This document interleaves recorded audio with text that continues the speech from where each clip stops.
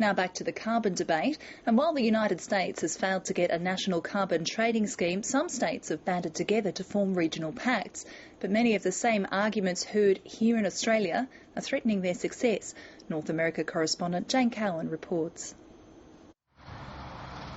This is America's first mandatory cap and trade scheme in action.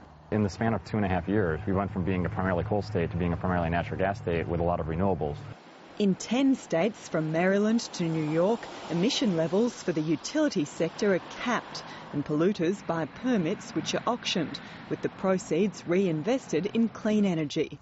The aim was to cut emissions by 10% by 2018, but Delaware reports a startling drop of 40%. In Delaware alone, we've shut down 3 coal plants. We put $250 million of controls on another. Because of the recession, greenhouse gas emissions were lower than they would have been anyway. So, it's going to be hard to separate that out. Authorities say power bills have gone up by only a few dollars a year.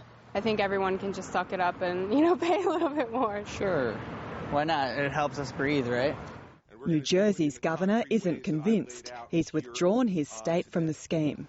We're not going to do it by participating in gimmicky programs. California's preparing to launch America's biggest carbon market, which will cover 85% of the state's worst polluters and hopes to link to Europe. But it too has encountered obstacles, a legal challenge delaying the January start date until 2013. While individual states are pushing ahead with carbon trading schemes, the broader debate has been thwarted by a newly resurgent Republican Party, which is painting it as a new tax. All of which means the world's largest economy and second largest emitter of greenhouse gases still has no national plan to deal with the problem. And none on the horizon.